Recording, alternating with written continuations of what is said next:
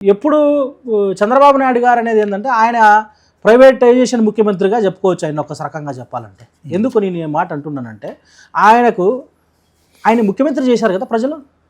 ఆయన ముఖ్యమంత్రి చేసినప్పుడు నువ్వు పేదరికాన్ని పోగొట్టాలా, నువ్వు ప్రైవేట్ వ్యక్తులని సహాయ సహకారం తీసుకోవడం అంటే ఏంటంటే ఆయన ఈ యొక్క ప్రజల సొమ్ము, ఇక్కడ ఉన్నటువంటి ప్రజల సొమ్మునంతా కూడా ఆ కార్పొరేట్ సంస్థలకు దారాదత్తం చేస్తూ ఉన్నాడు. దాంట్లో ఒక పెద్ద మర్మం ఉంది. దానికి నేను ఏం చెప్తున్నానంటే ఆయన ఈ మధ్యకాలంలో గతంలో ఉన్నటువంటి ప్రభుత్వం 18 మెడికల్ కాలేజ్ తీసుకొచ్చింది.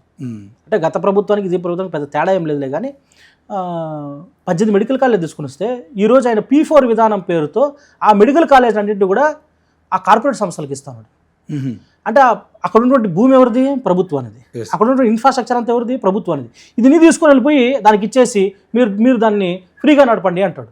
ఫ్రీగా ఎందుకు నడుపుతాడు? అక్కడ ఉన్న మెడికల్ కాలేజీలో ఉన్నటువంటి సీట్లని అవన్నీ కూడా వాళ్ళకు అప్పచెప్పే ప్రయత్నం చేస్తారు. అయిపోయా